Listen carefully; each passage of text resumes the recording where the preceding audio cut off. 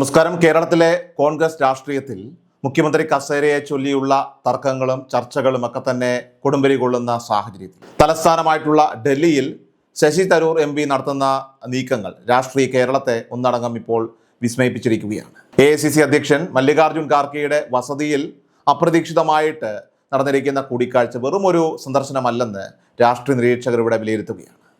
നിരീക്ഷക സംഘം തങ്ങളുടെ ഔദ്യോഗിക റിപ്പോർട്ട് സമർപ്പിക്കാൻ നിമിഷങ്ങൾ ബാക്കി നിൽക്കെ തരൂർ ഇപ്പോൾ നടത്തിയിരിക്കുന്ന ഈ ഒരു ഇടപെടൽ അത് പാർട്ടിയിലെ പരമ്പരാഗത ഗ്രൂപ്പ് സമവാക്യങ്ങളെ പാടെ തകിടം മറിക്കുന്നതാണ്. കേരളത്തിലെ താഴെത്തട്ടിലുള്ള പ്രവർത്തകരുടെ വികാരം നേരിട്ട് ഹൈക്കമാൻഡിനെ അറിയിക്കുക എന്ന കൃത്യമായിട്ടുള്ള ലക്ഷ്യത്തോടെയായിരുന്നു തരൂരിൻ്റെ ഈ ഒരു യാത്ര.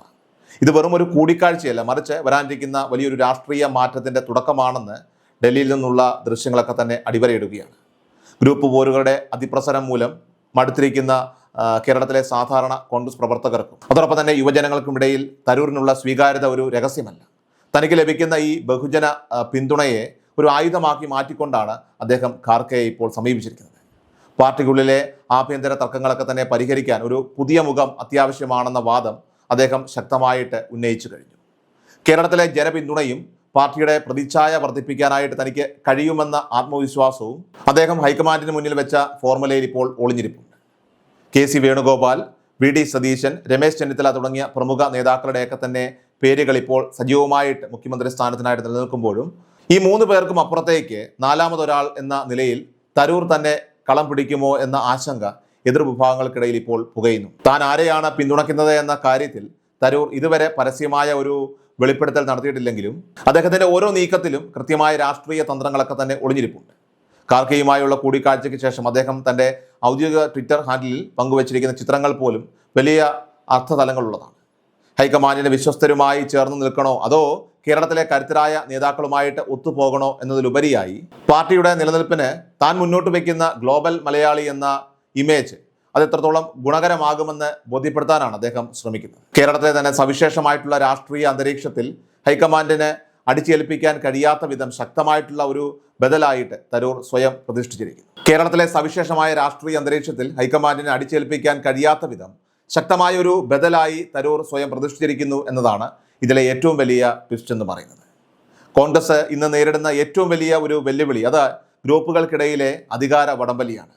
ഈ ഒരു പ്രതിസന്ധിക്ക് ഒരു ഒറ്റമൂലി എന്ന നിലയിലാണ് ഇപ്പോൾ തരൂർ അവതരിച്ചിരിക്കുന്നത്. പരമ്പരാഗതമായിട്ടുള്ള രാഷ്ട്രീയ ശൈലിയിൽ നിന്ന് മാറിക്കൊണ്ട് വികസനത്തിനും അതോടൊപ്പം തന്നെ ആഗോള കാഴ്ചപ്പാടിനും മുൻഗണന നൽകുന്ന ഒരു നേതൃത്വത്തെയാണ് കേരളം ആഗ്രഹിക്കുന്നത് എന്ന സന്ദേശം അദ്ദേഹം ഖാർഗെ വഴി പാർട്ടി നേതൃത്വത്തിന് കൈമാറിക്കഴിഞ്ഞു. നിഷ്പക്ഷത പാലിക്കുന്നുവെന്ന് പുറമേക്ക് തോന്നിപ്പിക്കുമ്പോഴും തൻ്റെ വാക്കുകൾക്ക് ഡൽഹിയിൽ ലഭിക്കുന്ന പ്രാധാന്യം അദ്ദേഹം നന്നായിട്ട് ഉപയോഗിക്കുകയാണ്.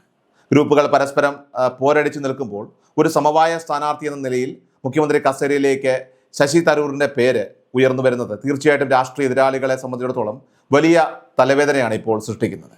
തരൂർ എന്ന നയതന്ത്രജ്ഞൻ്റെ രാഷ്ട്രീയ ചതുരംഗ കളത്തിലെ കരുനീക്കങ്ങൾ കേവലം മുഖ്യമന്ത്രി സ്ഥാനത്തിന് വേണ്ടിയുള്ളത് മാത്രമാണെന്ന് കരുതാൻ വയ്യ.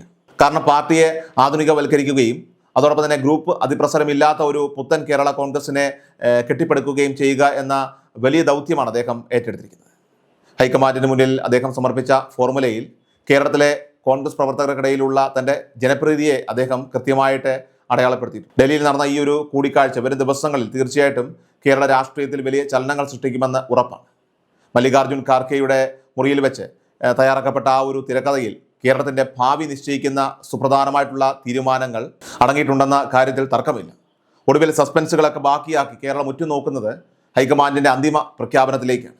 ശശി തരൂർ എന്ന ഗ്ലോബൽ മലയാളി കോൺഗ്രസിൻ്റെ രക്ഷകനായിട്ട് അവതരിച്ച് മുഖ്യമന്ത്രി കസേരയിലേക്ക് നേരിട്ട് നടന്നു കയറുമോ അതോ തനിക്ക് താല്പര്യമുള്ള ഒരാളെ ആ സ്ഥാനത്ത് ഇരുത്തി കിങ് മേക്കറായിട്ട് കളി നിയന്ത്രിക്കുമോ എന്ന ചോദ്യം വളരെ പ്രസക്തമാണ്.